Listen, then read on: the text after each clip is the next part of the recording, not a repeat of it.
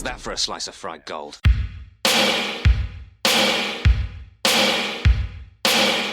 think this is a fucking costume? This is a way of life. I'll be back. There's a flesh wound. I'm not gonna hurt you. I'm just gonna bash your brains. Take your sticking paws off me, you damn dirty ape! I'm sorry, Dave. I'm afraid I can't do that. It's alive! It's alive! It's alive! I guess everyone's entitled to one good scare, huh? Sometimes you get injured doing these. The podcasts are very physically demanding. Nobody podcasts harder than Justin Bishop. No, that's right. It's you got to work out beforehand. It's a lot of bad on your back. Honestly, I need a better. Podcasting is the most animated Justin ever is. That's actually very true. It takes a lot out of me. I am very tired after we do these. It's more energy than I put myself throughout most of the week. And it's not that you're not efficient, Justin, because you've just optimized your entire body to just use the least amount of energy possible for every task. Yes. Yeah, DJ, go Bandit. It's called, yeah. Gary, I like to say it's a work smarter, not harder situation. Right. But on a podcast, you got to put out those vibes. It's true. Speaking of podcasts, we're doing one right now. Oh, shit. So, well, hello and welcome to Cinema Shock. It's that podcast that we do. It's the podcast we talk about all your favorite genre movies. We tell you everything you fucking want to know about them, and things you might not care about them. Exactly. That voice. Oh wait, I'm Gary Horne, and he'll tell you. I'm Justin Bishop, and Todd's in Asheville this week. No, I'm right here. Oh. I was in Nashville last week. Oh, he's back. I'm sorry. Welcome, writer, comedian, and super trooper, Mr. Todd A. Davis. We shamed you on the episode, Todd. Don't you worry. No, I'm sure. Oh, yeah. Gary was like, should we shame him on the air? I was like, fuck yeah. I mean, he's not here when he knew about this for weeks. He bailed last minute. Yep. Not last minute, like literally 25 minutes before we started recording. Yeah. This is what happened last week, DJ. Todd texted us 25 minutes before record time telling us he's in Asheville. Nice. Yeah. Very professional. Guys. Very professional. I know. This is why you're still I'm a special feature guest status. Yeah.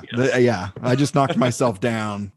Not even special guest, just a guest. Just a regular run-of-the-mill guest. We got a real special guest We got a special guest here today, yes. Yes, we do. First time on this show, Mr. DJ Wilson. Welcome to the show, DJ. Hey, thanks. Your Zoom, we're recording via Zoom, and your background is Camp Crystal Lake, which is cool, but you're also wearing what appears to be a virtual Hamburglar mask. Yes. It's Zorro. Bandit. It's Zorro. Zorro's much cooler. I'm a video bandit. I didn't even know Zoom had that feature. That's very strange. Maybe we should just not refer to him by name. Just from now on, that voice is the voice of the video bandit. Well, guys, this is it. This is our Christmas episode. This episode, if all goes according to plan, is dropping, and hopefully you're listening on Christmas Eve. So Merry Christmas, everybody. I'm sure you've got nothing else going on, so thank you for spending Christmas Eve with us. Hey, you know what? Hopefully, if people are being responsible, then they're not doing what they might normally do on Christmas, so they might need a little bit of accompaniment. We might be hanging out with people on Christmas Day because they can't see their families because of this fucking thing that's going on. So gather around the fireplace, look at the stockings, fire up that Yule log, get some chestnuts roasting. I got your Yule log. We're going to tell you the final chapter in our story about Shane Black today. Yeah. So for the last 3 weeks, this is week 4, in true Cinema Shock, in true Psychotronic fashion, we've been discussing movies this month that are Christmas movies, but only just sort of like Christmas movies. They're what we like to call incidental Christmas movies, but very specifically Christmas movies written by Shane Black. So, and it's been a fun ride because we've not just been talking about these movies, but as we've been talking about these movies, we've kind of been talking about the rise and fall, and then hopefully this week the resurgence of Shane Black himself. So it's been really fun. It's been a fun story. I've had a blast with it. Not last week. I mean, well, not last week. Touch, you're never going to live this down. 2 out of 3. 2 out of 3. And I'm here for the 4th. Did you watch? You watched the movie last week? I though, did. Right? Yeah, I did. Did you like it? I did. I really enjoyed it. Wow, that would have been a good conversation to have. I think the only person who's more upset is actually my wife, because it's one of my wife's favorite movies of all time. And wish she should have come on the show. She was also with me in Asheville.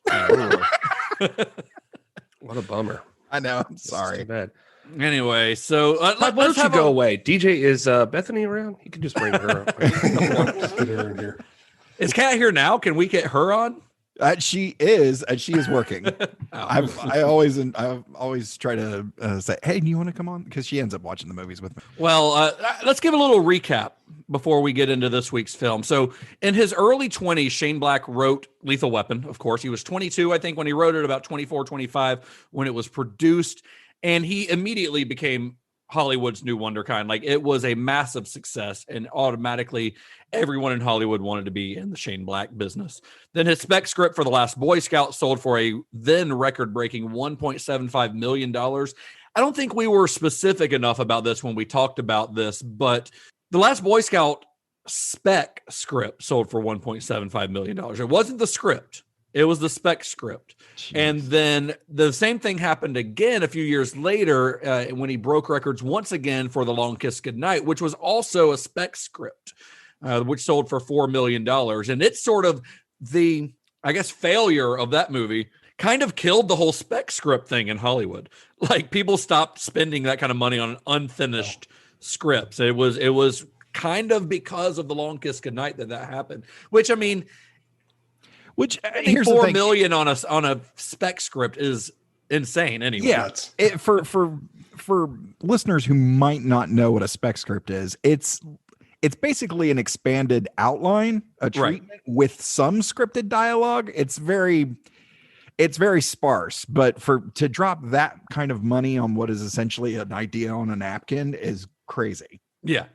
And as Gary mentioned last week, the sale of The Long Kiss Goodnight, that script, made him kind of a pariah in Hollywood. You know, he was considered, if anything, he was considered a gifted hack.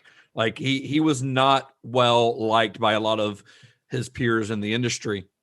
Then after that movie bombed, the market for his scripts dried up, and he was already considered a failure. Dude's like barely 30 years old and considered a has-been. And he wouldn't work again for another 9 years after The Long Kiss Goodnight. Wow. So at first he's celebrating, right? Like he buys the Hancock Party House, Hancock Park Party House, I think is what they called it. And he gets right back into the thick of it. And we've seen this process already, like Justin's doing recapping. I mean, he does it after Lethal Weapon 1. Then he gets bummed out on part 2. He disappears. Boy Scout and Last Kiss Goodnight. He's back. Party Animal Black is back.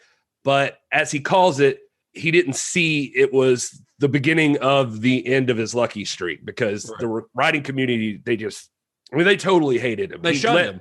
Yeah, they shunned him, and the Academy shunned him. He actually applied for membership in the Academy, and they rejected his application because in order to join the Academy, you have to have what they say you have to have produced 2 works of note. Yeah, that was it. I mean, so they didn't consider those Goodnight hits. Yeah, dude had already made Lethal Weapon. His credits already at this point were Lethal Weapon 1 and 2, The Last Boy Scout, The Last Action Hero, and The Long Kiss Goodnight. And the fact that they shunned him and rejected him wasn't because they didn't think that those were of note. I mean, they still, especially Lethal Weapon, made a lot of money, and Lethal Weapon 2 made a lot of money. They were shunning him. He tells a story where when he tried to join the Academy, he sends out the thing, he gets a letter back, and it says that he is unsuitable for membership. That was the quote. They say they told him to come back when he had more credits. Yeah. And he says, quote, I had done Long Kiss Goodnight, Last Action Hero, Lethal Weapon 1 and 2, The Last Boy Scout. And when I realized this wasn't my imagination, this was a deliberate snub. This was we don't want that high-priced hack around us. Wow. So by 98, he he disappears again. I mean, he pops up. He's in like As Good as It Gets, like in a role, and he's still famous for his parties. Like that now was he's James just L. like, Brooks, which was his friend and mentor, and he gave him a small cameo. So that, you know. Yeah. So it's like little stuff, but he's still partying. He's getting wasted. Now he's getting blackout. But he's mostly in brooding mode now because how basically Hollywood had fucked up the perception of him again.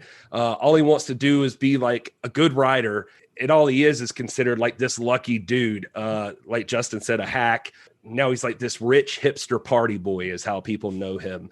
As he puts it in another quote I got here, he says, "They didn't understand I was not doing this for the money. I wanted to tell a good story. They saw me in a house full of supermodels, not a house full of books. Nobody knew me." Wow.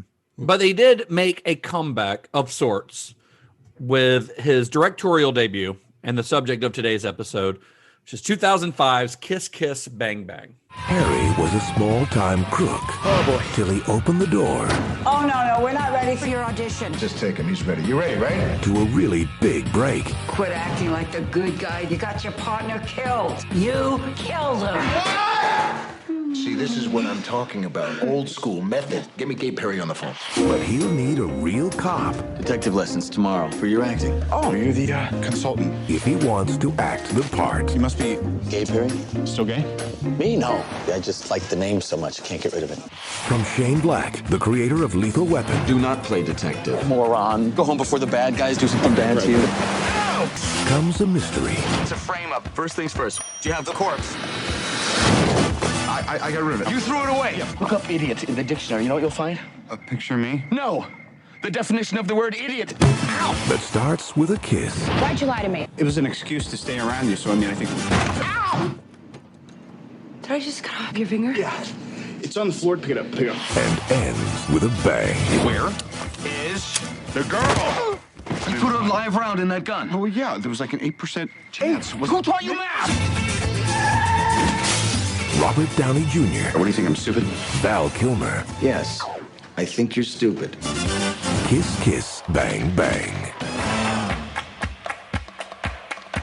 Now, I say he sort of made a comeback because Kiss Kiss Bang Bang was not a financially successful film. Not a lot of people saw it upon original release, but its critical and creative success helped to spark a sort of nostalgic reappraisal of Black's past work. People started looking at Lethal Weapon and The Last Boy Scout and seeing them for how good they really were.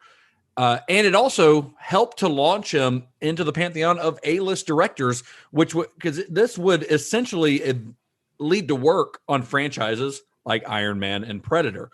But it wasn't an easy road to get there. After the scathing things written about him, like this is kind of what Gary was referring to, he kind of got his feelings hurt. You know, I think you had a quote last episode where he's like, "I'm a sensitive guy." You know, I was very sensitive. He's got thin skin, and he took things very personally. And so he thought, I don't have to write action. I just want to write movies. He was known as the action guy, but he wanted to prove that he could do something else. But he had writer's block. So for 3 years, he just couldn't write. And he said, this is a quote from Shane Black. He said, "What I needed was to find the fun again, to reacquaint myself with why I decided to write in the first place. It's not supposed to be a burden." And when he couldn't write, he would travel. He went all over the world. He got in a long-term relationship. And those things, he says, kind of supplied him with the insights that he had been missing because he had essentially missed out on his 20s because he hit success so young and so fast that he didn't really get a chance to experience the things that a lot of people his age get to. And the thing that, was driving him, writing in Hollywood had essentially become like a school assignment. It, had lost the fun. Yeah. One of the things he was struggling with, he said, I struggled for quite a while with trying to see like a child again and realizing why I started in the movies in the first place, to get the excitement back and lose some of the more unsavory lessons I'd been forced to swallow.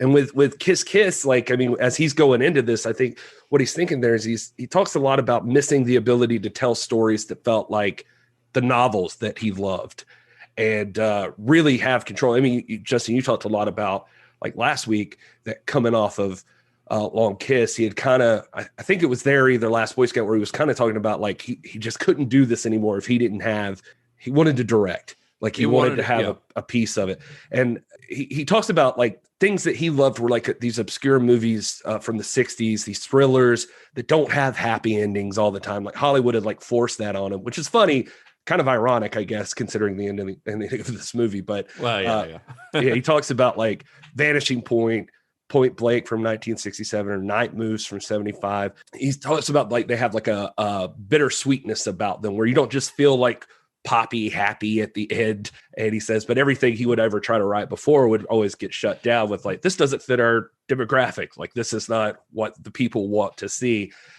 He talks about having a great experience with Warner Brothers. Obviously, Hollywood's full of pressure to sanitize everything that you do.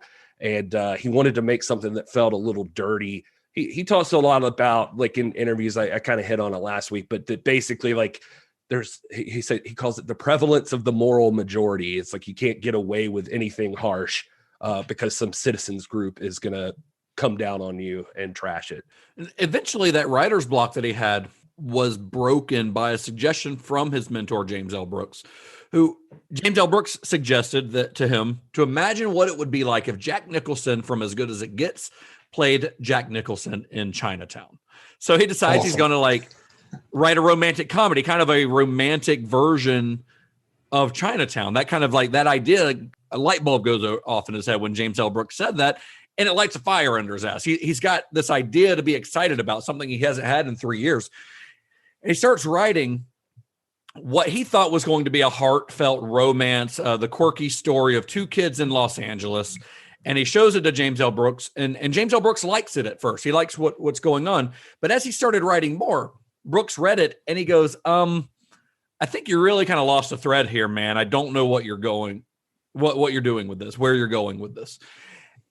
But Brooks did like the script. He liked some of the stuff in the script. He did say there was some good stuff in here, some stuff worth using. So Black is kind of able to go through the script and salvage elements of it that are working. And then Black says, I remember distinctly the moment looking at this big monster laid out before me where I said, fuck it, I have to put a murder in it. And so I put in a gay detective that Val Kilmer eventually played, and I put in a murder, and it became Kiss Kiss Bang Bang. That was he had to still make it a detective story. He started off as a romantic comedy, but man, he loves detective stories, so he still had to like put that element into it. Yeah, don't fight your natural inclinations. Just go with your strengths. Well, one of the things he talks about a lot, I mean, we talked about it, obviously. We hit on this. I mean, when he was a kid, this is a guy who's just reading steadily detective novels. That's like his favorite thing, James Bond stuff and like all of that. Talking about this, he says, quote, there aren't that many caper films or private eye films. The leg up that I have, the advantage of which I'm aware of, was that I have read thousands of books like this. I have them all at home. There's just like, I have a collection of paperbacks with these Robert McGinnis covers. It's the sort of reading that is occasionally craftsman-like and almost carpenterish. But every once in a while, you pull out a literary plume and you just go, holy shit, that's a gem. And taken as a whole, this sort of sea of private eye literature in all its forms, he calls it from the sort of swinging dick, veiny private eye to the more serious stuff. It encompasses 30 years of literature that I have access to at my house. I have every book. I've collected everything that I could ever find. And so I just pick and choose the little bits and pieces that I have just assembled in my head. And I think that this film is the closest of any of Black's films that we've talked about to those detective novels. His goal, I think it's maybe one of the closest ever. Shane Black or otherwise. The narration by Robert Downey Jr., it just nails that unreliable kind of pompous, egotistical, arrogant private eye that that is just present in all of those books, and you just don't get that even in the best crime movies. Yeah, I agree. It just feels like a pulp novel. Very much. And his goal for this film was to kind of reinvent the genre by populating the script with more realistic characters and in a modern setting but with kind of the spirit of the 50s and 60s. The script's crime plot actually was borrowed heavily from Brett Halliday's book bodies are where you find them, which does get a credit in the beginning. Like it's not a based on, but I think it says partially based on in the opening credits. So Black finished the script, which was originally called "You'll Never Die in This Town Again," which is a fucking great name. It's a great title. When she's asleep on the bus, leaving Indiana, like she has the Johnny Gossamer book she has is called "You'll Never Die in This Town Again." Nice. Yeah, I didn't realize that, but that's a great name. It's a great name for a movie or a book. But he finished the script in 2001, but he still had problems trying to get people to read it. People didn't want to be in the Shane Black business. They certainly did not want him to direct a film. The guy had never directed a film, and he had already lost a lot of clout in Hollywood by this point. So not only like the idea of getting someone to sign on with him as a director was a far-fetched dream. But it was even hard to get the script in front of people. People didn't care about a new Shane Black script. Even directors that he'd worked with over the years, people that he knew very well, producers that he worked with rather, would say, yeah, it's okay. You know, they'd say it's a little misogynistic for our taste. That was a quote from Shane Black from some things he was told, which I don't necessarily agree with in the final script. But according to Black, one of the studio executives that he showed the script to said, "I'm sorry, we're just not doing period pieces." So he obviously had not read the script, which of course is not a period piece. But I guess maybe he saw that it was like a film noir and, you know, a detective story and assumed it was like set in the 40s, but it's very much not. But then his old friend Joel Silver decided to help him out, and Silver had his own company at this time, Silver Pictures, and was able to scrape together about $15 million for them to make the movie. So now it was time to cast the film. By the time casting comes around, the film has changed titles. It is now called LAPI, which is a terrible name, honestly. And actors, atrocious. Yeah, it's terrible. It sounds like a terrible CBS TV show, doesn't it? Or if it was NBC, it'd be set in Chicago. Actors considered for the lead role included Benicio del Toro, Hugh Grant. I could see either of them. Benicio's a little maybe hard-nosed for the Harry character. Hugh Grant's a little, I mean, I don't know. I'm not going to put it past him. Hugh Grant's a good actor. I can see both of them more as Gay Perry. Yeah, Hugh Grant I could definitely see as Gay Perry. Actually, I can see Benicio as Gay Perry. He would be great. Yeah, he would do that really well. And Johnny Knoxville was heavily in running and almost signed on to the role. Well, I think Knoxville was slated to be the lead role for a comic book adaptation called Hawaiian Dick, which I wonder if this ended up taking the place of. But they both, his role in this fell through, and then the project Hawaiian Dick fell through. Just not meant to be for Mr. Knoxville. Yeah. And Robert Downey Jr. learned about the film from his then girlfriend, later wife, Susan Levine, who was she was kind of Joel Silver's right-hand person. And at the time, Downey was finishing up work on the Halle Berry film Gothica, which Silver was producing. So Black would see him around the office, and Gothica was kind of finishing up, and Downey was still kind of hanging around the office because his fiance worked there. And Black and Silver just kind of looked at each other, and they're like, "Why don't get Robert in here to read for this?" They just needed somebody to read lines. He starts reading lines, and they're like, "Wait a second, this is working. This is really good. He's really good at this. It's natural." And so they actually brought him in for an official audition after that. And they just loved the way that he handled Black's dialogue. It was, as Black put it, he said, it was like I typed them right into his mouth. It was unlike what anyone else had done with Black's dialogue in the past. That's awesome. Yeah, it's pretty much one of those serendipity, I guess. Interesting that Downey was there. And yeah, like you said, Justin, I mean, to hear him talk about it was just he's here. Do you want to read this real quick? And then they would hear him and they're like, well, shit. We don't have to do anything else. Well, wasn't Gothica kind of the start of Downey's comeback? And then yes, leading up to Iron Man. So Gothica, Kiss Kiss Bang Bang. Yeah. Actually, while we're talking about that, let's do a little side journey into where Robert Downey Jr. was at this time. Yeah. So we all know Downey now. He's one of the biggest stars in Hollywood. I mean, he's, like you said, he's Iron Man. He was for 2 or 3 years in a row the highest paid actor in Hollywood.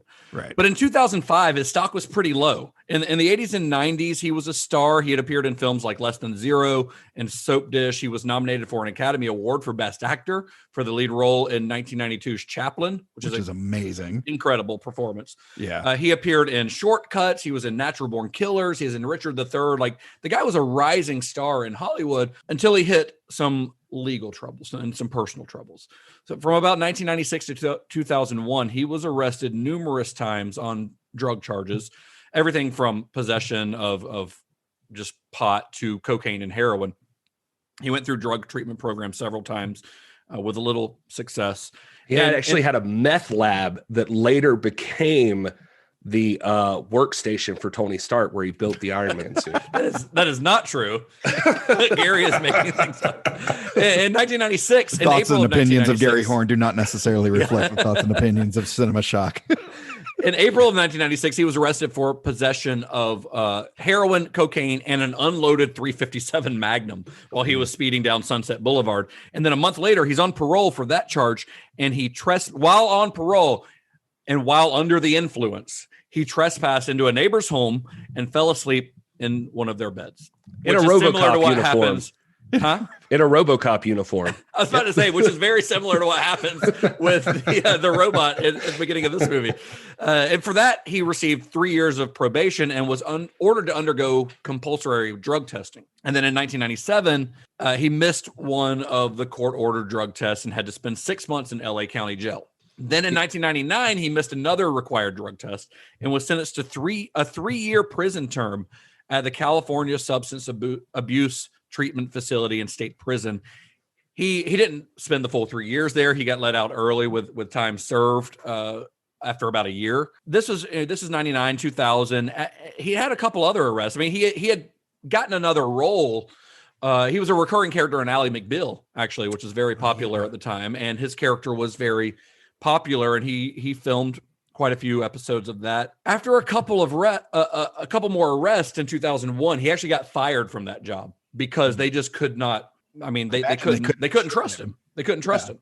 But yes, and it came to a point where he could not get cast in film productions because the productions could not get insurance for their films if Downey was involved. So finally, after his final arrest, he's like, he knows that it's likely he's going to either face another stint in prison or he's going to have to go to court-ordered rehab. So he made the decision to get help for himself, to get his shit together. That's good.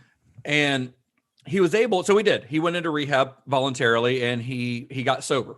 And he was able to return to the big screen after his friend Mel Gibson, actually. Full circle.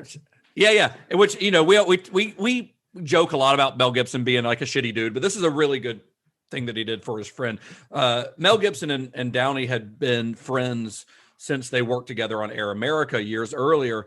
And Gibson actually paid Downey's insurance bond for the 2003 film, The Singing Detective, which is actually a pretty fun movie. Nice. That kind of paved the way for his comeback. That led to his work on Gothica. And even on Gothica, Joel Silver withheld 40% of Downey's salary until production wrapped, just as insurance against his past behavior. So when he was cast in Kiss Kiss Bang Bang, Downey was still very early in that sort of comeback phase, and thus was pretty cheap. He was inexpensive. He kind of fit well into the film's $15 million budget, which is funny now because he gets paid more than this film's entire budget just for showing up as Iron Man in a movie now. Yeah, to hear Black talk about it, he says it's like so funny. Some of the stuff I watched is actually from the commentary, which, by the way, just to throw it out there, I don't know how many movie commentaries people like to watch, but the one for this one seems like one of the most fun commentaries out there. But because it's Val, Black, and Downey. And so they're all three there just talking about it. And like Robert Downey Jr. like farts into the microphone at one point. Kilmer like leaves. And he's like, no, come back. It smells like a baby farted in a pool. It's like they're just having a lot of fun. And like Downey leaves at one point. It's like, I got to smoke a cigarette. And just like, it's just weird. Like Kilmer takes a call at one point and is like, hold on, I got Joaquin Phoenix on the phone. Let me put it up. They're like, it's just a weird, quirky thing. Just dudes hanging out. watching a movie they made. And Val Kilmer Val Kilmer's a weird dude himself. But yeah, Black talks about that, it's so funny to him because nobody would believe this story now, but he had to fight with the studio. He and Silver had to fight to get Robert Downey Jr. because the studio was like, are you fucking crazy? Like, not that guy. Yeah. And he said, he was like, it's weird because if you tell somebody now, like, yeah, the studio just really didn't want Robert Downey Jr. He's like, that sounds like an insane statement. Well, not only was he a problem for productions in the past because of his behavior, but at this point in his career, he had fallen off the map and was not considered a box office draw. Even after they cast him, because Downey wasn't like a name that they thought would sell the film, they wanted a bigger name to play. They wanted like a big star to play Gay Perry.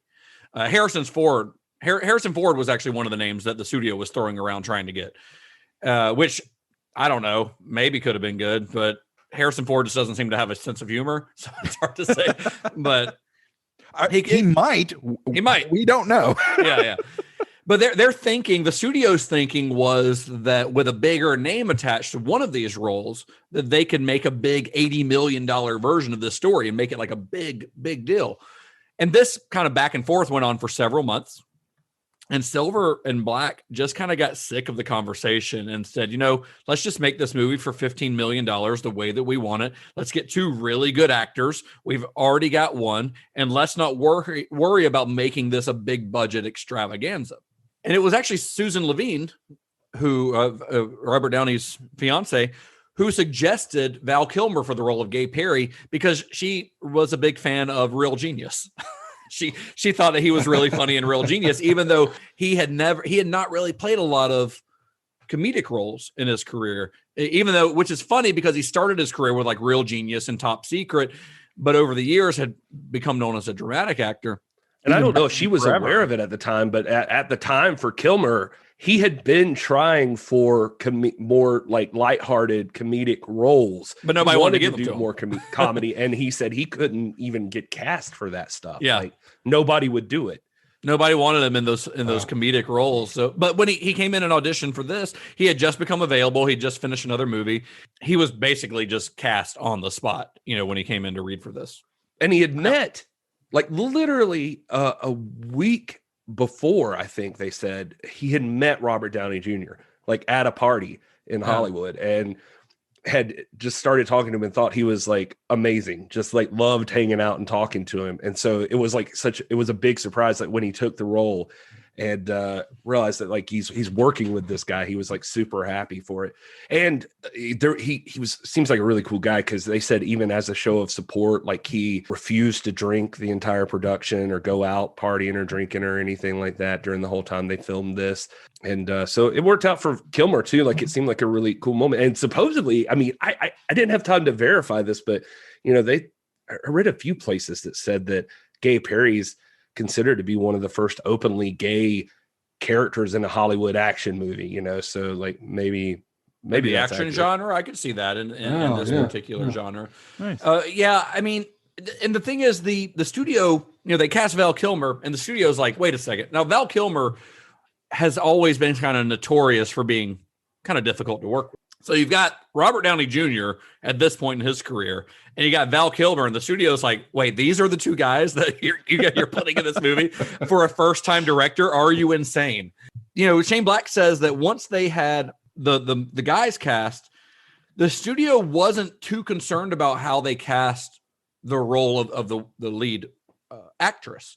Well, if I could say too, by the way, Justin, just to while I'm thinking about it, just to capitalize on the difficulty of Val Kilmer, based on the stuff I've heard and the interviews I've seen, I bet that he is not as difficult to work with as he is a fascinating lunatic. Yeah. Like he seems like just a really, really weird guy. Like in the commentary stuff I heard, just randomly, Downey would be like telling a story and Kilmer would say like, if they made a sequel to this movie, it would be Brokeback, Bang Bang. And they're just like very, just like nonchalant. And then everybody's like, all right. And they're like, move on. Knows how to respond. And then they're like talking about stuff and he'll just be like, do you know in that scene when we kissed, I was thinking about Kevin Bacon. and like Black would be like, so on this day we like shot something, and we were shooting here. And Kilmer will just jump in and he says like, I actually have this one quoted. He said, it's incidental, not to do with the film, but when you say things like in the day, that day was a Wednesday. If you look it up, it was a Wednesday. Thanks, Val. It's just like he's a weird dude. What a guy. Yeah. What a guy. Anyway, sorry, the actress. Yeah. So the actress ends up being Michelle Monaghan. Michelle Monaghan was a relative unknown at the time. I mean, she's gone on to become a moderate star. She's never been like movie star status, but I think she's incredible. I think Michelle Monaghan is incredible in this movie and in general. I mean, everything I've seen her in, but I think she is absolutely one of the gems of this movie. I know people True talk detective. about, well, yeah, she's awesome. Well, I know people talk about Kilmer and Downey in this movie, as they should, because they're both incredible, and I'm sure we'll talk more about that. But I think Michelle Monaghan, like, yeah, she does, and she does this thing, I think, where she comes across in certain moments like just super, like, incredibly sexy. Like, you can see why Robert Downey Jr. is, or why Harry is totally smitten with her, 20 years later. But then in the same scene, she can be like goofy, like hanging with the boys, type vibes, like she plays all of that so very well. And that's the thing that that Black says, when she auditioned, that a lot of the other actresses who were auditioning were trying to do the like tough girl thing, in certain scenes. And she just has this natural ability to like, she still seems like she's capable, but without doing this put on tough girl thing. You think about going from like her in the car, like trying to chase somebody down with a gun or something. But my stuff is like I keep thinking about like the scene at the bar where he runs into her, Yes. and they just have dialogue going back and forth. And great. You're like, man, that's Native not easy American to do. Joe Robert Pesci. Downey Jr. is RDJ is like something special when it comes to like spouting off that shit, and like she's there like firing back and forth. Yeah, she keeps up with him, and her character is. I mean, it could come off as cliche because like she's written as a cliche purposely. I think that kind of Hollywood cliche of this girl from the Midwest who came to Hollywood to make it big. But I think she says she's 34 in the film. I think Monaghan was considerably younger than that at the time of filming. But all she has to show for it is like this dumb beer commercial with a bear who says, "What do I know? I suck the heads off fish." It's Lawrence Fishburne. Yeah, which is Lawrence Fishburne, by the way, which is really I could not find the story of how Lawrence Fishburne got that gig. Neither. But maybe he was just friends with some people involved and they needed somebody to do the bear. So he's like, "Oh yeah, he's friends with available." Joel Silver. Well, yeah. Well, yeah. This would have been. Yeah, you're right. This would have been after the Matrix. So yeah, I guess it probably was Joel Silver. Yeah, they in the commentary that just like got thrown out. Like it was just like, oh yeah, that's Lawrence Fishburne. Hey, that's Lawrence Fishburne. That's a big deal. So unsurprisingly, the principal photography for this movie took place in Los Angeles. Believe it or not, the opening party was actually filmed at Shane Black's own mansion. That was his mansion where that party is. That's yeah. cool. Before shooting began, the title was changed to Kiss Kiss Bang Bang because, as Black says, he says it described how the plot was half romantic comedy and half murder mystery. Now, the title Kiss Kiss Bang Bang comes from a Pauline Kael book, actually. It's a collection of Pauline Kael reviews because she kind of said that those 4 words sort of encompass movies as a whole. Like every movie is about these things, and she actually took the title from an Italian James Bond poster. Yeah, I was about to say that's where I actually heard that Val Kilmer suggested it to Shane Black, that there was a song originally written for Thunderball, the James Bond movie, and it was called Mr. Kiss Kiss Bang Bang, and it was recorded by Shirley Bassey and then Dionne Warwick and Shirley John Bassey Barry did the Thunderball. Well, so the story is that the composer, John Barry, had chosen the title when he read a magazine article about that's what people in Italy called Bond movies. Kiss Kiss Bang Bang. And then as they were putting out the for a song, James Bond movie, the producers got cold feet on calling it that or having that song. So they just redid, like they did the song Thunderball by Tom Jones, which I think is the song they went with. And they used Kiss Kiss Bang Bang in Thunderball, but only an instrumental version. But yeah, anyway, that was that became like a slang description of James Bond spy movies. Some of the music is very reminiscent. Well, the music on this is done by John Ottman, but who did The Long Kiss Goodnight as well, I believe. So wanting to achieve the look of a modern version, like a neo-noir, a modern film noir, Shane Black actually showed films like Harper with Paul Newman or Point Blank with Lee Marvin, kind of those 60s versions of film noirs, to his cinematographer Michael Barrett and his production designer Aaron Osborne. So he kind of wanted that film noir look, but he wanted that modern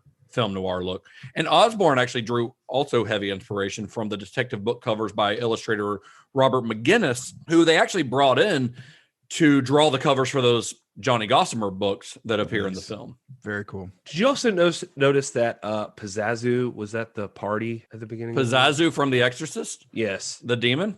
Yes. Oh, really? What? He's Where in the was middle he? of the film, and they don't even talk about Like it. a but it's statue? there's a Or statue. the Oh, actual you're Pazuzu? right. Yeah, you're right. I There's remember a statue that. of Pazuzu. Do you think that Shane Black just owns a statue of Pazuzu and that's in his mansion?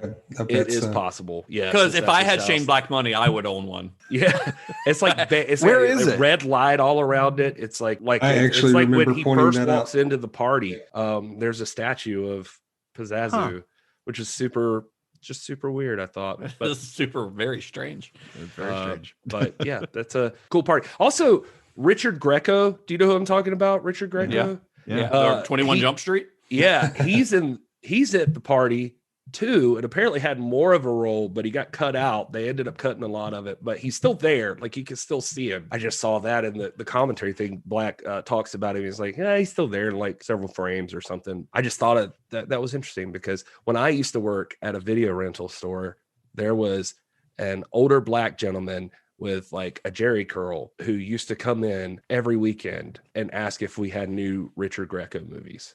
Wow, did he think there were a lot of them being produced? There were more than you'd think, but it was he loved Richard Greco, and I'm like, who is Richard Greco? And he's like, oh, you don't know Richard Greco? He's like the greatest action star. Like you got to check this out. Like that is a hot take. He was real into Richard Greco. I've never forgotten that. Anyway. Wow.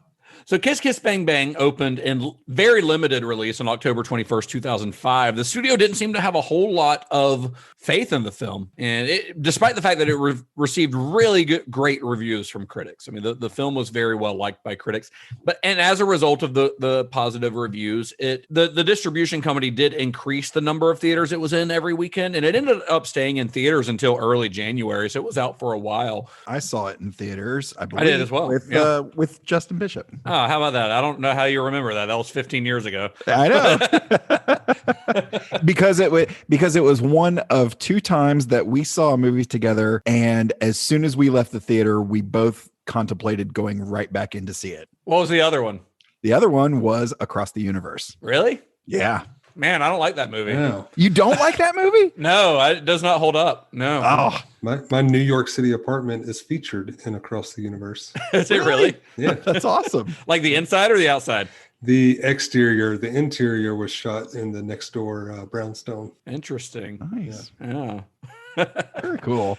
So there were a lot of critics who liked this movie, but I have a sneaking suspicion that there are some online, what we'll call armchair critics who might have felt differently about this, Gary. Can you confirm that? That is true, Justin. As we find out every week, there are always some folks that really get bent out of shape about a film, and it really just sounds like somebody needs a nap.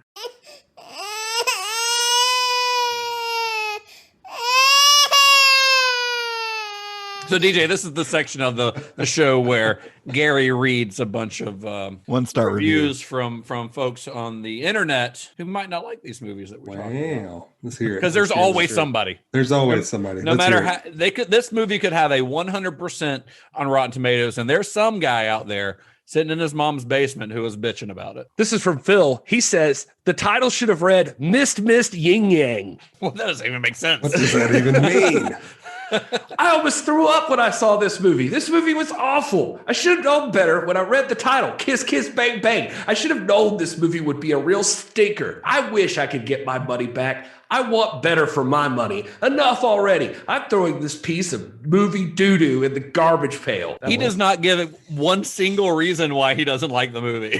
No, he just did not. But he does. I mean, a movie almost making you throw up seems like an overreaction. It does. It does. Hold on. Unless you're watching like cooking. Unless you're watching Martyrs or like a Serbian film or something. Where a divine eats the dog shit. Yeah. Well, I mean, or the talking asshole. Yeah. Yeah.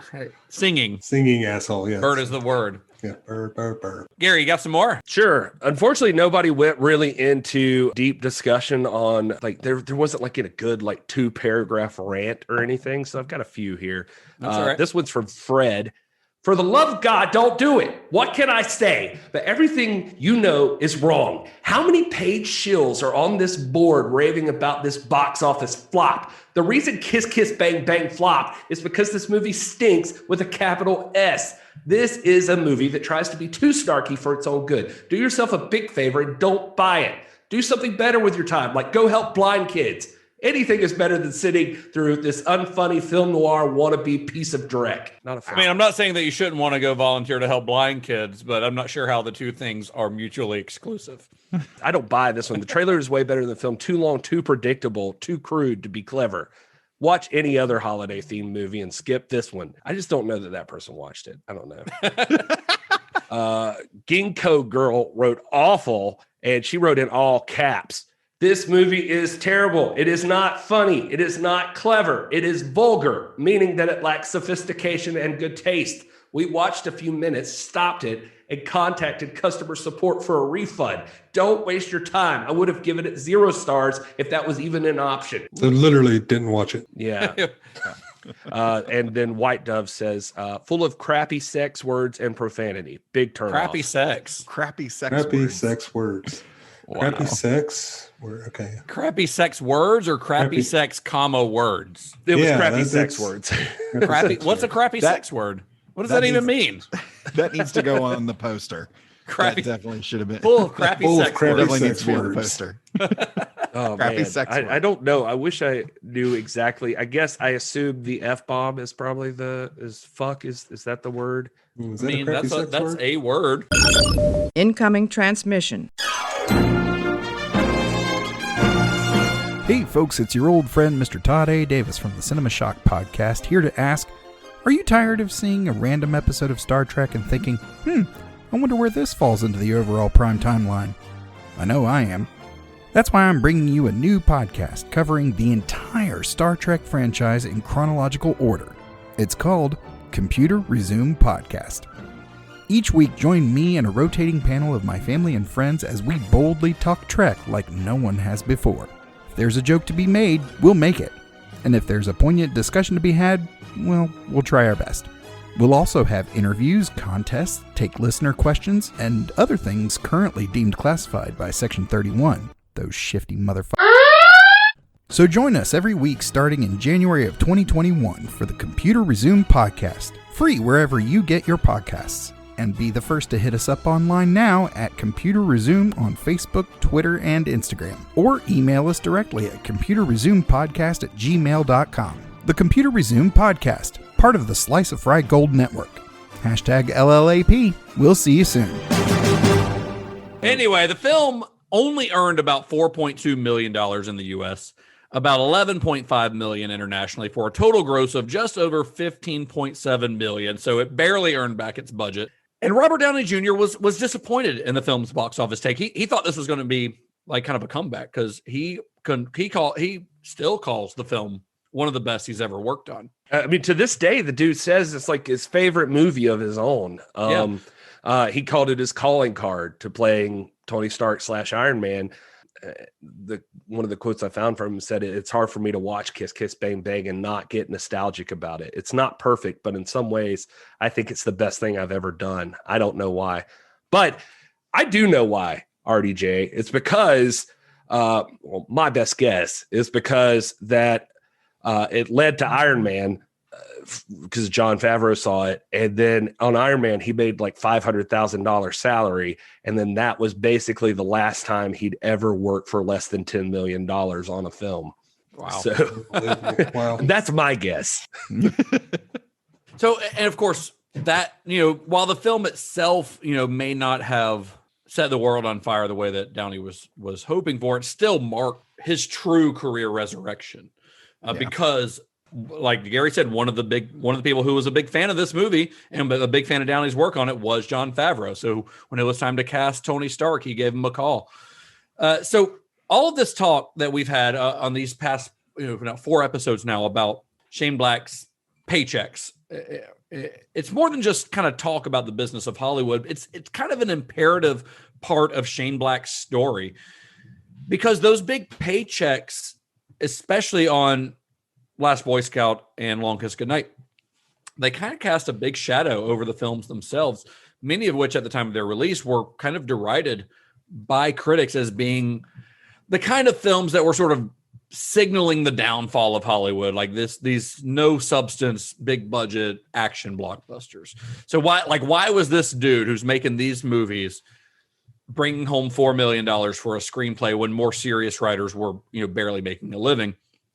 But then after the Kiss Kiss Bang Bang came out, despite the fact that it didn't make a lot of money, a lot of critics started reevaluating Black's work and seeing it for like how good it really was. Because during the 80s and 90s, I think that like there were very few, if any, other screenwriters who had a distinct voice like he was. Screenwriters who weren't also directing their own movies. Yeah, absolutely. I think this is a big. The overarch of this story is, staying true to yourself. Because I mean, we discussed it earlier in this episode that it wasn't fun for him anymore. Right. And it wasn't until he started penning a story that was something he was interested in, something he would want to read, a movie he would want to watch, that people got on board. And, between, actors and, in front of and behind the camera. Well, plus like on the previous movies or the previous screenplays of his that were produced, he had this great dialogue that he was writing, but a lot of that like Shane Black voice would get, it wouldn't necessarily come through because of some of the directors that were adapting it, like a Rennie Harlan or even a Tony Scott. Both, Tony Scott in particular, I think has made some really good movies, but his movies are very flashy. So a lot of times like the stuff that Black is writing, which is very character driven, gets lost in that. And also sometimes it's because of the actors who were cast, like not in the case of necessarily Lethal Weapon, because I think, Mel Gibson and Danny Glover are both outstanding, but like Bruce Willis, he does that sort of mumbly, like partially hungover thing that Bruce Willis does. Yeah. I think going back through these things, is he not like the most out of place in a Shane Black script? Like, yeah, I mean, I feel like he is, because I don't know. I mean, some of the, and I love that movie. I loved it, but right, and some of the dialogue comes across well, but some of it gets lost in like the not giving a shit Bruce Willis-ness of his performance, if that makes sense. And we haven't talked about the last action hero, but Shane Black's dialogue coming out of Arnold Schwarzenegger's mouth is not quite the same as when you put it in front of Robert Downey Jr. Right. Because like with Kiss Kiss Bang Bang, I think this is the first time we've seen a Shane Black screenplay make it to the big screen exactly like Shane Black wanted it to be. Yeah. Well, you remember when you read that part about like from The Last Boy Scout back to that one again, where like it's like literally in the script it's saying like describing the scene of this house and like this would be a great place to have sex in. Like that's what that it was says Lethal in the Weapon. script. Yeah, but yeah. Or Lethal Weapon. But it's like this movie feels like all of those things he would have like just tacked on in a script that everybody else would have brushed over actually also ended up in the movie sort of. Well, yeah, because this is a pretty meta movie, with the whole narration, the whole like Robert Downey Jr. being aware that he's kind of a shitty narrator, and going slowing down, the frames, and him going, oh wait, let's back up. But it plays with the idea of it being a movie. It's very clever in that way. It really is. I love it. Very clever in that way. And because it's doing that, and because this was a place where, at this point in his career, Black's been in Hollywood for a couple of decades, and like this is his home. This is what the world that he lives in.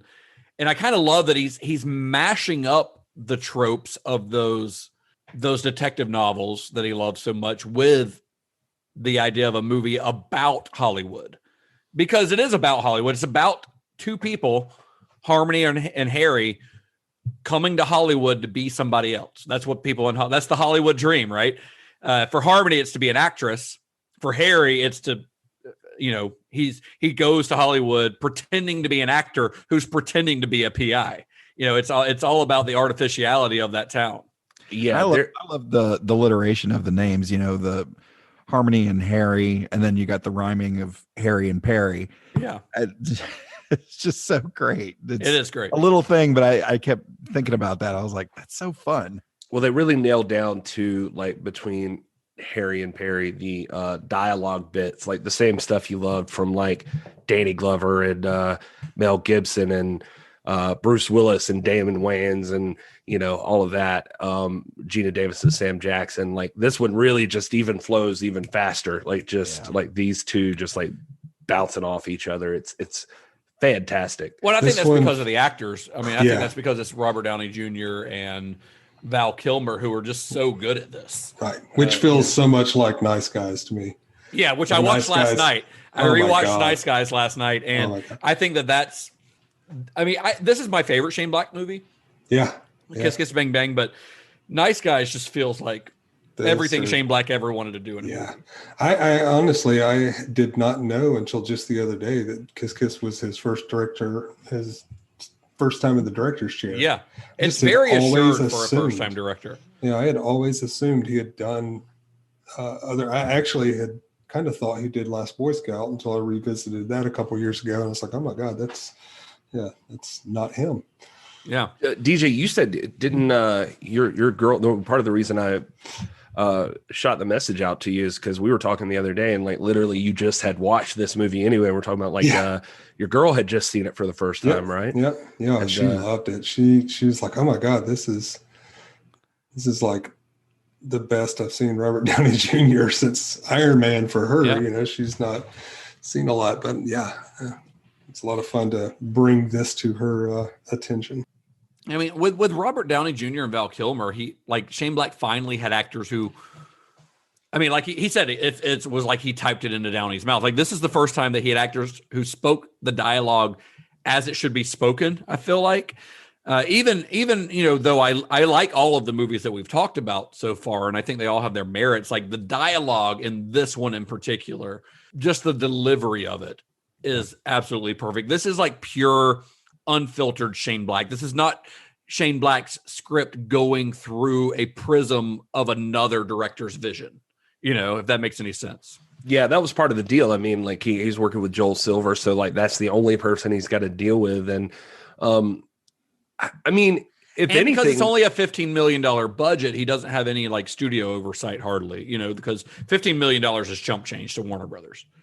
Yeah. I mean, the crazy part about Black's story, I mean, maybe this is everybody's story really, but like when you look at something like this, the Joel Silver getting the option on Lethal Weapon originally, and then like him choosing Joel Silver in The Last Boy Scout when he could have made more going with another studio, but he chose Joel Silver because he thought he got him.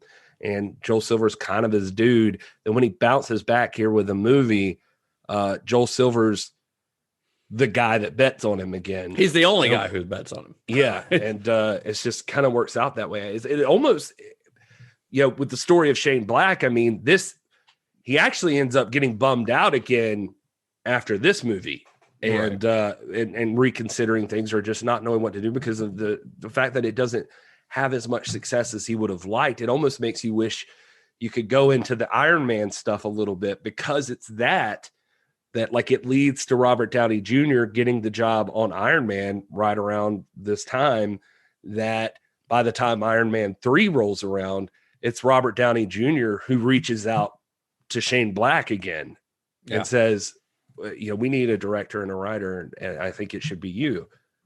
And brings him back into Iron Man 3, which pulls Shane Black out of it again, basically. Like, I mean, Shane Black after this, just to be clear, like he does not clear, like he goes into a deeper depression than ever before. Now he's blackout drunk. Now he's like fucking up. I mean, there's like a lawsuit at one point where like he got accused by an ex of shooting a gun at her, like hitting the wall or something. And like, it's crazy. Yeah, while he was on cocaine and he denies it totally, you know, and like countersued her and stuff like that for what it's worth.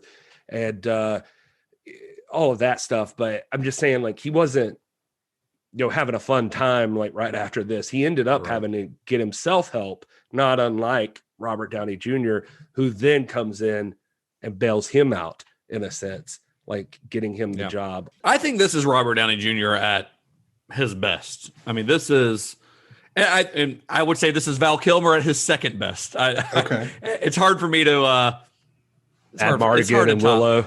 No. Willow. I'm not a fan of Willow. It is hard to top Doc Holliday, but this comes pretty damn close. Sure.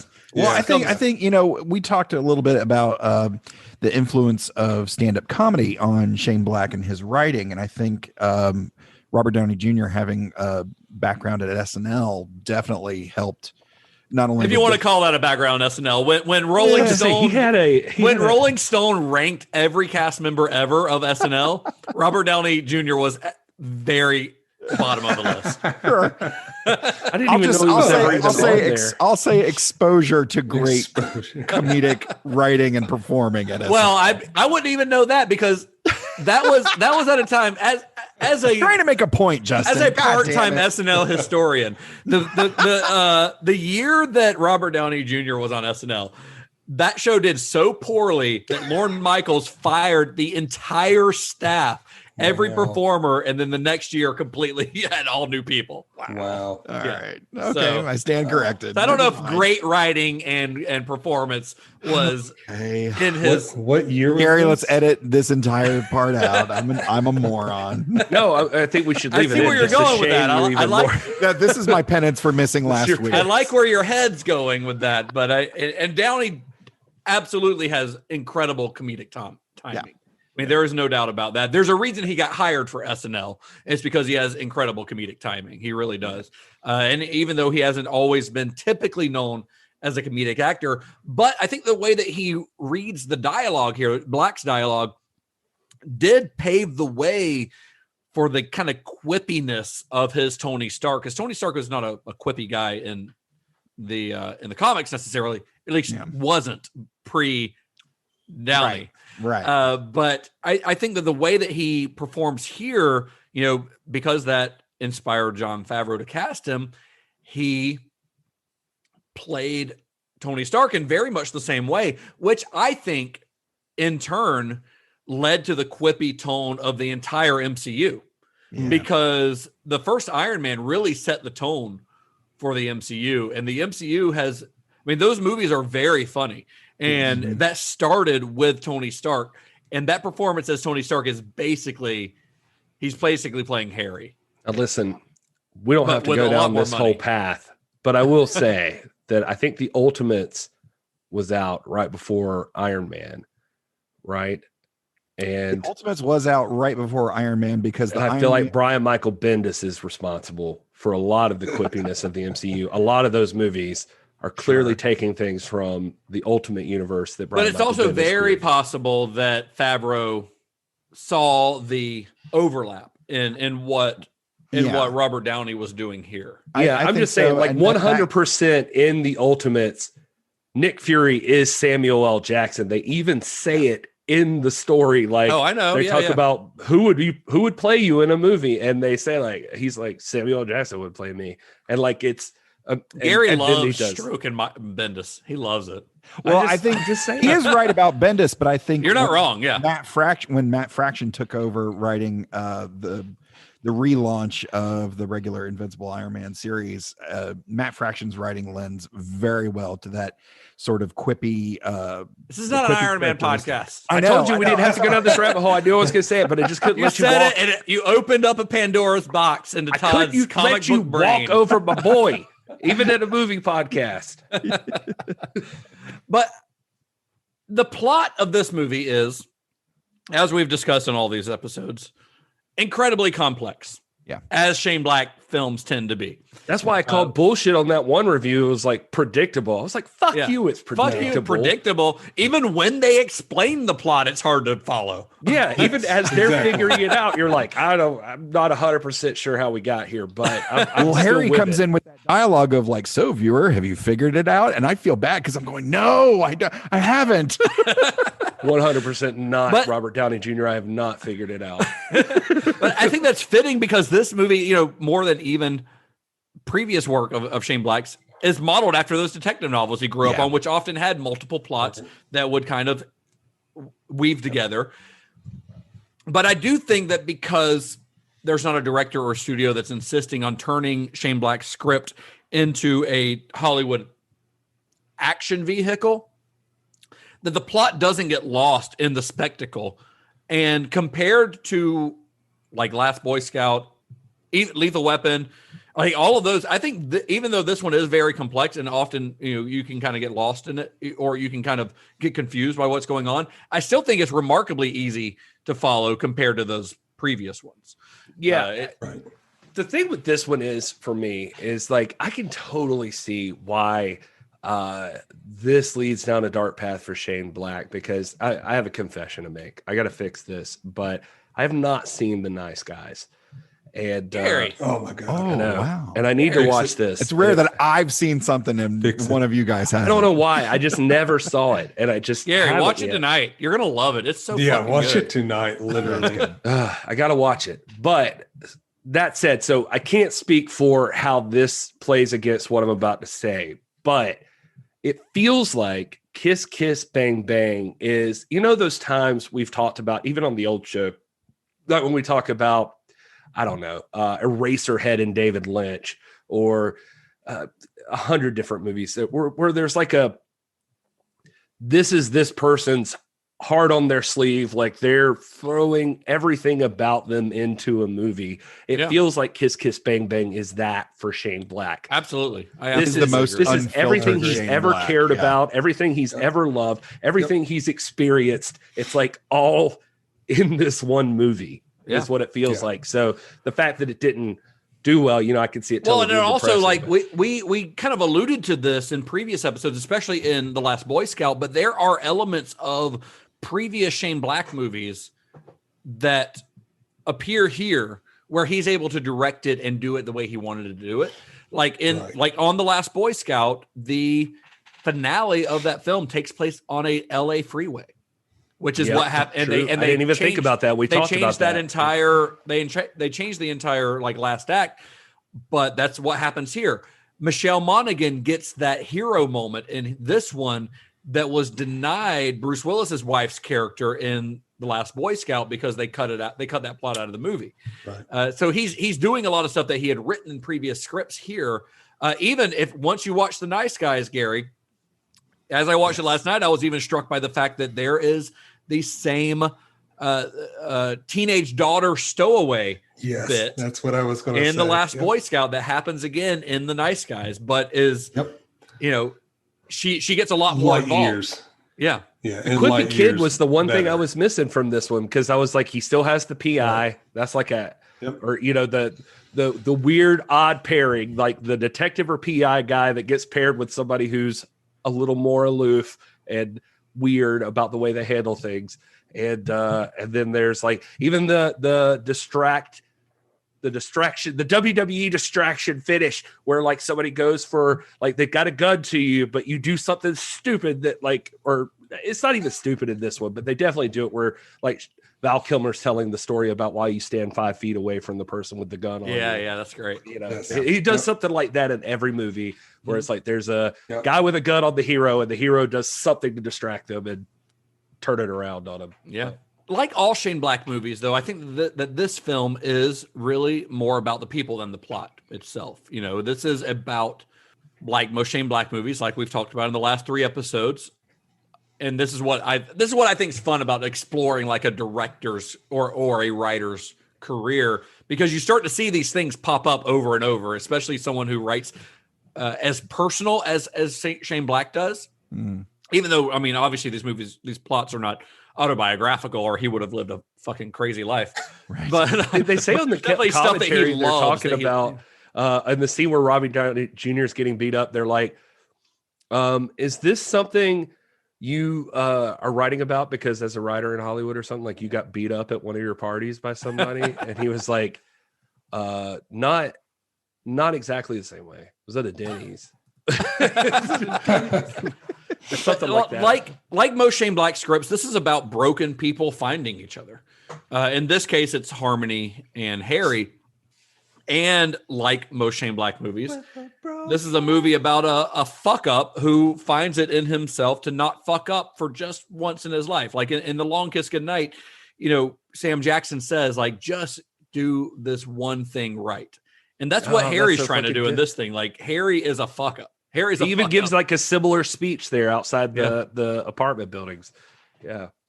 And he screws up his narration when he's narrating the movie and has to backtrack. He screws up playing Russian roulette and murders a guy because of it.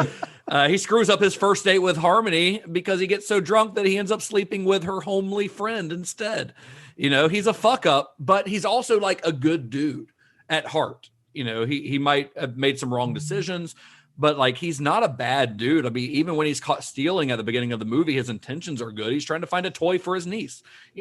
When he's at the party at the beginning of the film, he calls the dude out for messing with Harmony when she's passed out. Like, his intentions are good. He gets the shit beat out of him for his troubles, but you can see that like his intentions are good. Even when like when they have to drop the body, I think he says something like, "I'm sorry, sweetheart, you deserved better." Yeah, he deserved he's not a bad dude at all.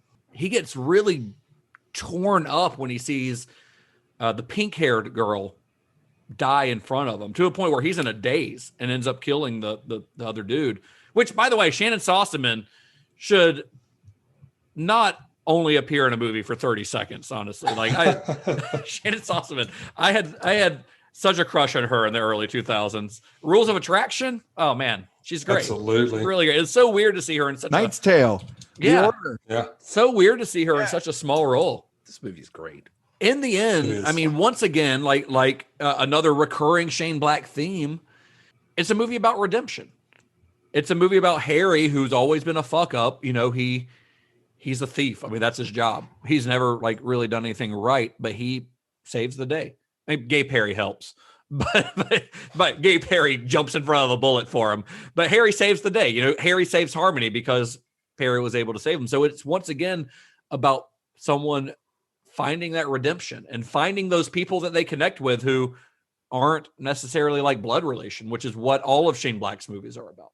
Yeah, I was bummed when it's been a while since I've seen this movie, so I was kind of disappointed when I couldn't remember what happened to Gay Perry at the end, and so it got me again. I was like, "Fuck!" When he gets shot. Yeah. Anyway, but then Shane Black does that meta thing where he's his commentary on Hollywood, where he has the happy ending and then brings in everyone who's died in the movie plus Abraham Lincoln, and it's great. It's hilarious. I love it. And I say though too, like, I mean, as far as Gay Perry goes, I mean, I know this was already 2005, did we say? Is that right? Yeah. Yeah. I mean, so hopefully society as a whole was far enough along that this shouldn't be a big deal to stand out with. But one of my favorite things, even around this time, probably is that when you're portraying a gay character, there are things Gay does that, you can kind of hear it in the way he talks or something, like the stereotypical gay things. But Val Kilmer plays it in a way that, like, Gay Perry's a badass. Gay Perry is like very cool and calm when Harry is not. And I don't know. I just feel like some other guys, like, I can't picture what Harrison Ford would have done. But the Gay Perry is really the first time that a black character a Shane Black character has come on, has made it to the big screen, acting and sounding like one of those hard-boiled detectives. Like, he's a badass. Like, Gay Perry's a badass. Yeah. The fact that he's gay is just It's just a part of it's just like a side note. And there's a lot of jokes at his expense, which I can understand, I guess, if people see that as a negative, but I don't think they ever treat it as derogatory. I don't think so either. I think even when Robert Downey Jr., when his character makes like faces or whatever, like spits when he or says ooh when he talks about being gay, I think his character is seen as in the scope of the film seen as being wrong. Like, I feel like that scene as being a negative. So I don't think it throws back to that quote we had like last week where Shane's talking about, even if I drop the F-bombs in these scripts, like that doesn't mean I'm going around dropping. These characters would be this way. Exactly. And this is how they would react. And Gay Perry also gets some of the best dialogue in the movie. Absolutely. Oh man, no. I mean, probably my favorite quote of this movie. It's very hard to pick, but look up idiot in the dictionary. Yes. You know what you'll find? A picture me? No! The definition of the word idiot, which you fucking are. Like I love that. I immediately saw that this time, and I was like, "Oh, I'm taking that." That's so good. It's so good. Two other real quick, if I can, Val Kilmer stories. One is that, speaking of Gay Perry, he says in that scene, he points out where Michelle Monaghan runs up to him after she saves him, basically, or whatever, and they go to hug. I think that's the one. I can't remember where it was now, but he points out where you could see him go in for a kiss because he's like, oh yeah, I forgot I'm not the hero guy, I'm the gay guy. He's like, but he also, like, in the middle of nothing, I gave a little bit of this early on, but Val Kilmer also is like, I have a mole on my jaw, and I think everybody's like, yes, Val. And he's just like, well, he's like, right before this, he tells his story. He was like, I was on the movie Alexander, and I had a huge beard, and I had to shave it off, and I cut it open, and I had a huge scab on the mole. And Joel Silver, every time I see him, reminds me how much money he had to spend to digitally remove the scab on my face. and then he's just like sitting there, and he's like, but seriously, try to find it. I'll pay you $500 if you can point it out. That's hilarious. So, but I mean, I think this is my favorite Shane Black movie. Yeah. I love the Nice Guys, but this one takes the cake just a little bit, and a lot of it's because of the dialogue, and maybe it's because I've seen this one more, because I've seen the Nice Guys 3 or 4 times. I've probably seen this one 10 times in the last 15 years since it was released.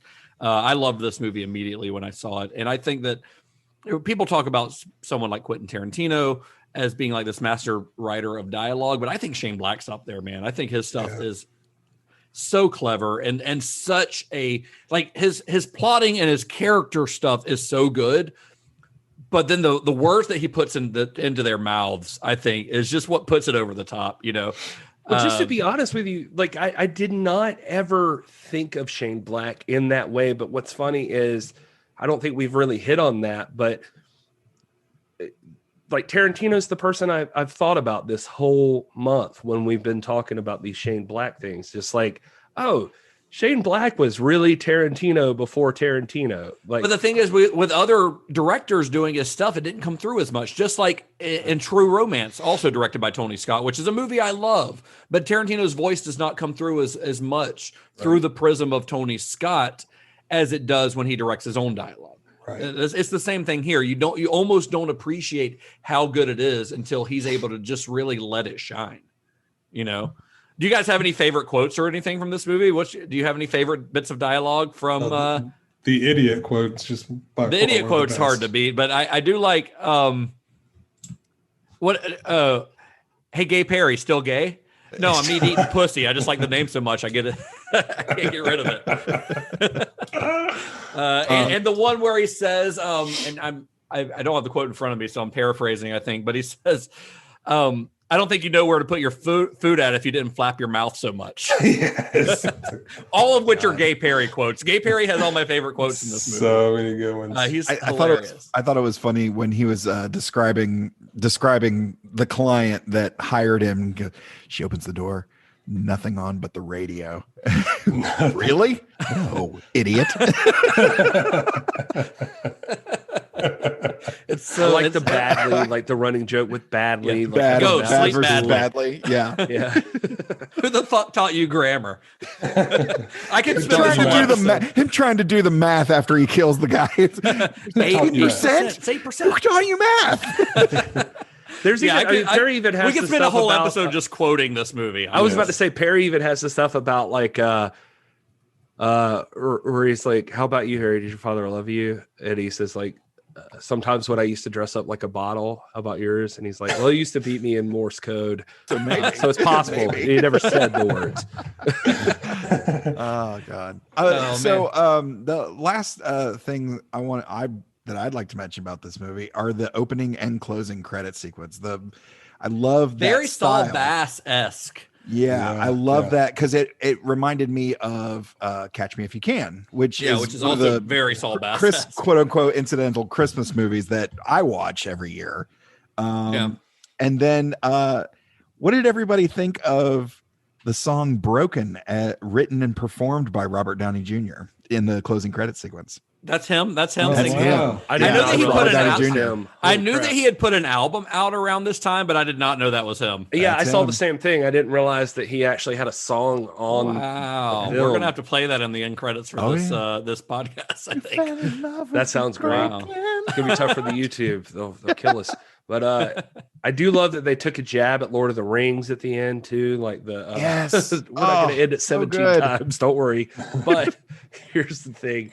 I don't know. There's a lot of really quality stuff in this script. Like it really, that's what I mean. Like it feels like Shane like had all his best stuff and he was this like maybe he had started off, like maybe if you're starting out and you're like, okay, I can't use all the good shit right off the bat. Like I have to hold back. Like maybe I could get a few jabs in and then like that'll work for this time. And then I still got more in the tank.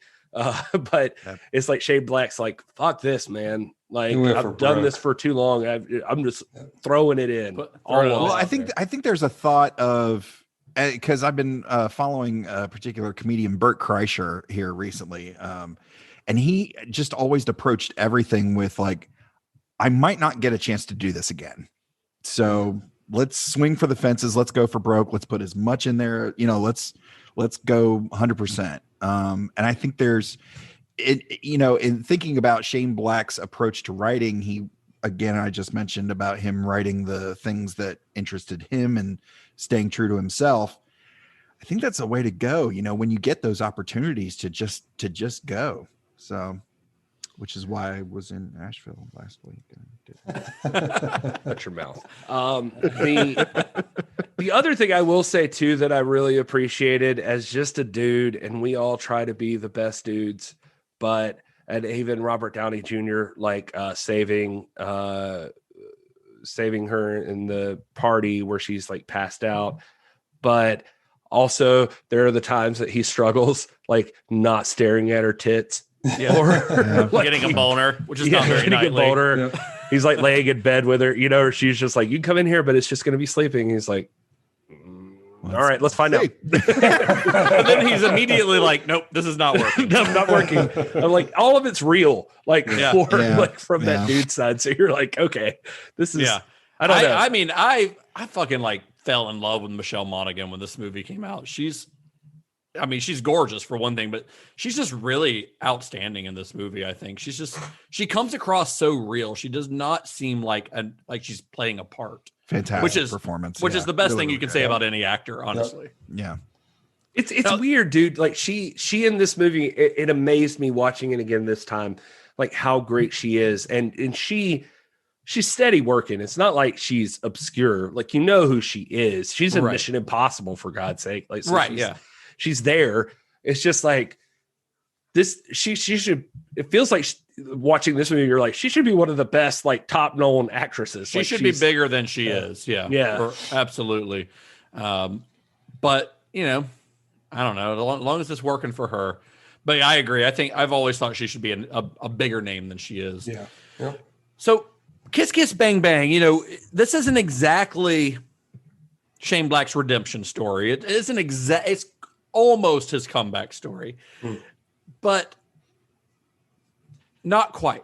this is more like the match that lit the fire that would be his true comeback, because Gary alluded to this earlier, but after the disappointing returns, the box office returns of Kiss Kiss Bang Bang, Black got back into partying hard, got back into doing drugs and drinking the night away.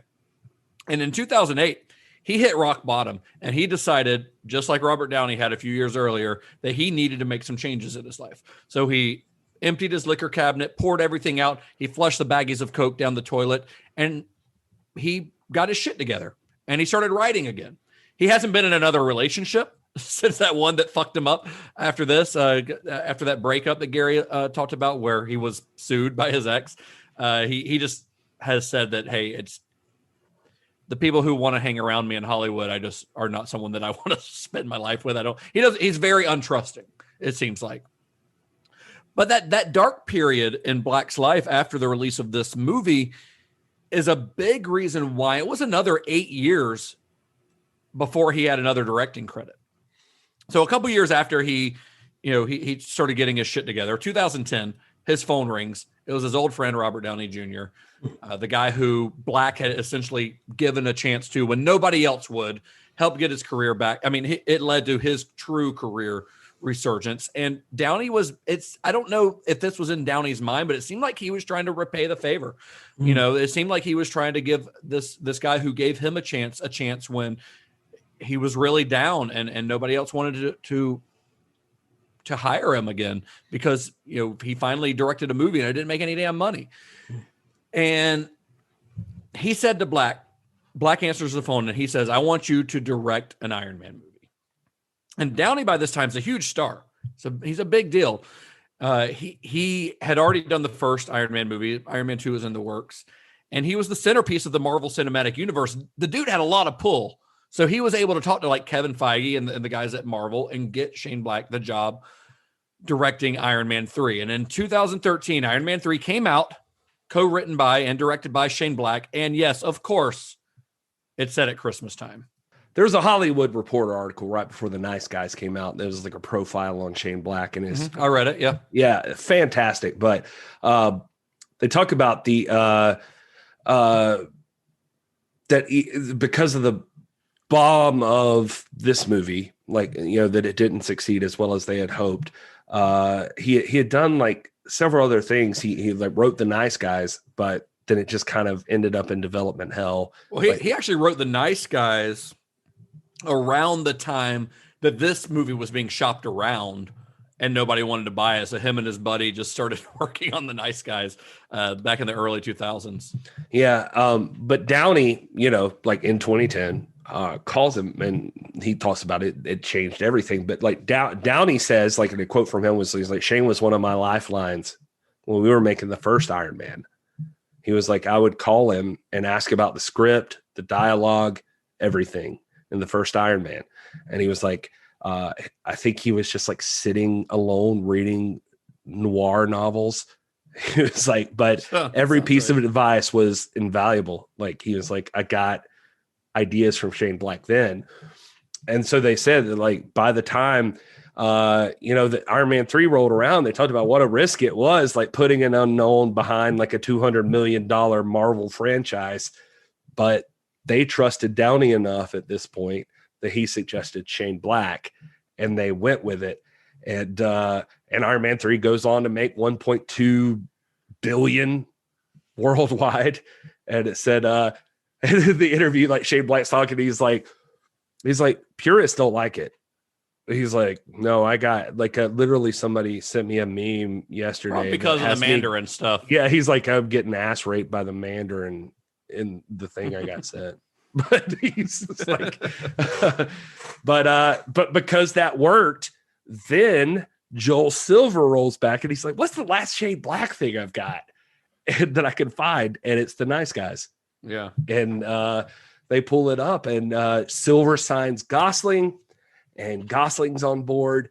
They want Russell Crowe and they're not sure how to get him. Shane Black literally flies to Australia to get Russell Crowe for The Nice Guys. Shows up there. Russell Crowe has a quote.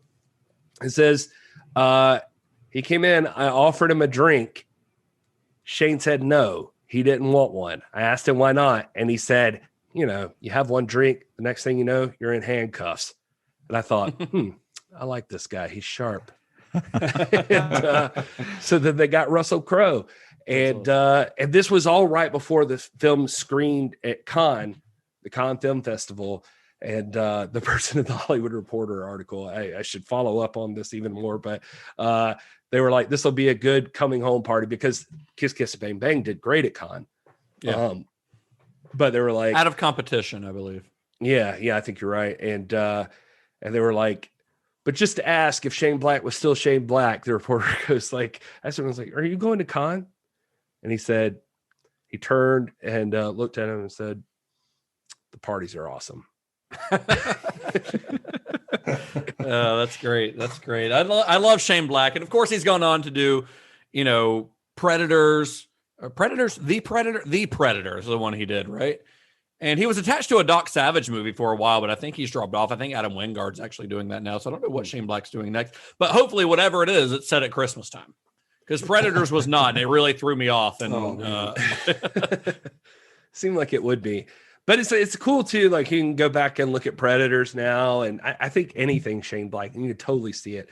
I mean, the one thing I loved, like when everybody was shitting on Predators, even The Predator, sorry. When everybody was shitting on the Adrian Predator, is I was like, especially now, like I want to go watch it again just because I'm like, oh yeah, I remember the part that I did like about The Predator because I didn't hate it as much as everybody. And the reason is because of those characters. Right. And the problem that Shane Black has, so like in The Predator, here is a perfect example. You fall in love with the folks, like the guys in the thing, which makes sense based on the first Predator, like because you got behind the team. But I've seen Shane Black on multiple occasions talk about as we've gone through this month, and I've seen interviews that he spends so much time on the protagonist of a film that by the time he gets to a villain, he's like, it's sketch. Like he's like, because I want the protagonist to just be somebody you can get behind, believable, like a real person. And so you could see, like, maybe by the time it gets to all the shit with the Predator, like, he's like, oh yeah, I was just trying to make these guys really awesome. Like it's like, okay, well, but still, like, I don't know. I'd love to talk to him about it someday, but it's probably like, you could still be like, yeah, but this movie was the Predator. Like, that's the bad guy was technically who the reason people are going to the movie. Right. Exactly. Well, I guess that's it then for our Shane Black series and our Christmas series. Yay. We hope everyone has a lovely Christmas here. We hope that it involves less murder than most of these movies do. Significantly like less 100%, like 100% less. Well, you know, it's hard to guarantee something like that, Justin. Yeah. Unless you're like fucking up a crack sale or something like that. I mean, you got to do what you got to do. If you're, I mean, rehabilitation is better, Gary. We're not encouraging vigilantism on our podcast. I don't think you're not. I don't want any of our not with that attitude. Right. Next week, we're going to be moving along. We're going to I'm sorry. Next week, we're taking a week off because it's Christmas. Yeah, we need a week. How this plays out. And we need we were taking a week off for the holidays. So we're not going to be here next week, but we'll be back at this is our last episode of 2020. And we are excited to put this year in our rear view. May all acquaintance be forgot, or something like that. Those are the words. I'm going to make a prediction right now. We're recording this early, but I'm going to make a prediction that this will not be the last you hear from us before 2021. I mean, this is our last official episode. Yeah, I feel this is our last official episode. It doesn't mean you won't hear from us. We're out and about. Feeling. We're around. We're all over the place. Fuck around and find out. You know what I'm saying? But this is our last official episode of 2020. We'll be back the first week of the new year, probably January 7th, I think, is the first Thursday of the year, which is the day of the week that we drop our episodes usually. So we'll be back with a brand new series. We're going to spend 7 episodes on our next series. We're going to be doing something that, I don't know, I think it's going to be really fun. It's going to be a really fun group of films, a really diverse group of films, a bunch of various genres. We're doing a series called 6 Degrees of Kill Bill. I've been waiting for this one for a while. Yeah, we talked about Tarantino a little bit on this episode, but Kill Bill is one of my favorite Tarantino movies, and it's kind of the Tarantino movie that is the most blatantly inspired by the films that he loves.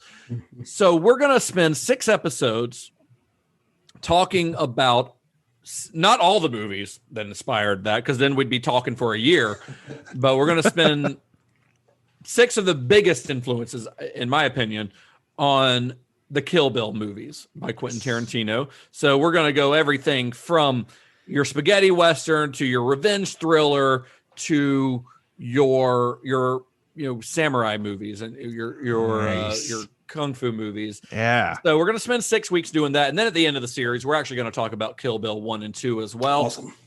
So it's going to be really fun. We're starting, if you want to go ahead and get a head start on what our next film is going to be for that first week of January, 1967, Death Rides a Horse. We're starting with a spaghetti Western. We're just going in chronological order on the movies that we've chosen. Death Rides a Horse is pretty easy to find. As of this recording, it's on Amazon Prime. So, but it's a pretty easy one to find. So you should be able to search for it, or just hit up cinemashock.net and you'll find links on our episode descriptions of where you can find all of the upcoming films that we're going to talk about. Sweet. I'm looking forward to it. It's going to be a fun series. It's going to be really fun.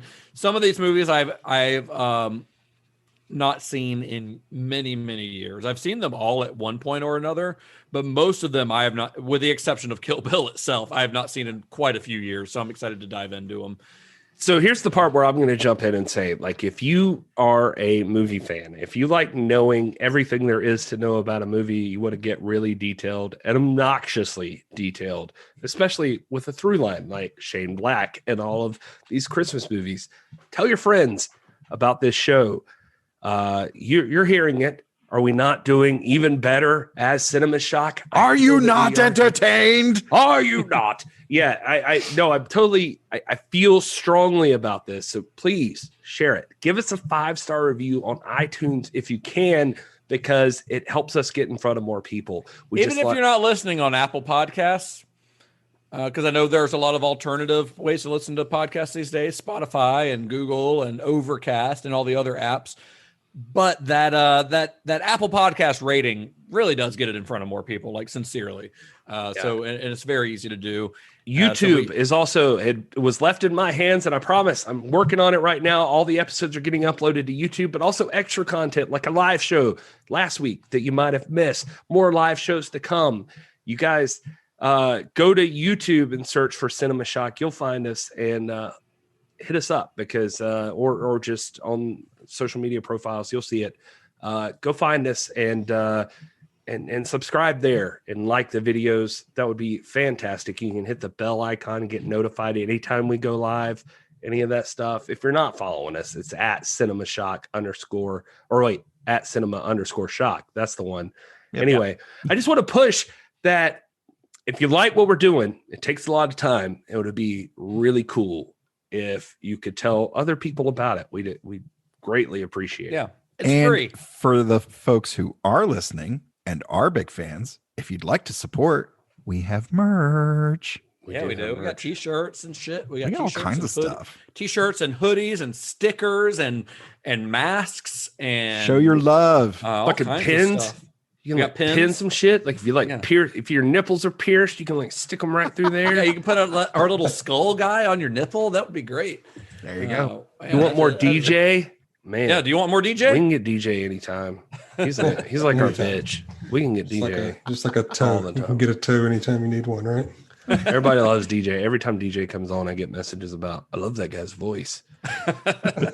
Makes me want to like correct mine, because mine is like the obnoxious, nerdy best friend who just like you put in the friend zone. DJ's is like my name's DJ. I'm very cool and everything I do is great. I hate him for it, but it's the truth. It's pretty ridiculous, but okay.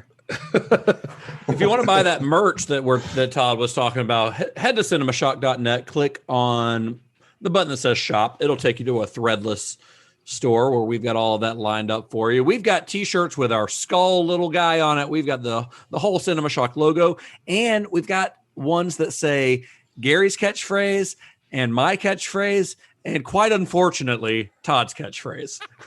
Johnny has the keys, which has somehow survived this long. It's survived so long that it almost has to be a thing. Although I did get a message. I didn't tell you guys this the other day, but since we're talking about it, I did get a message the other day. I was like, where the fuck's Dean Cundy? And where the fuck is Dean Cundy? We haven't done any Dean Cundy movies yet. I know. We got to work back around. People still like that son of a bitch, Dean Cundy. I mean, he's the best there is, the best there was, and the best there ever will be. Fuck yeah, he is.